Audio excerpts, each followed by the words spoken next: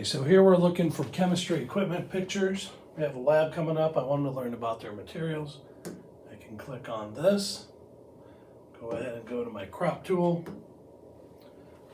select all the items I want, and then go ahead and insert. Okay, so now we have all use of our tools found in our node application.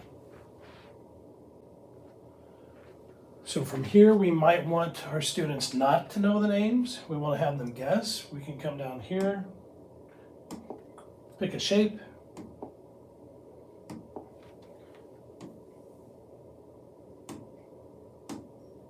go ahead and select, fill in that shape, and then we can clone that item, and then we have hidden words that we can move. Here's the end result. You have all your equipment pictures, and then as you're working with, you can reveal the names of each of the equipment.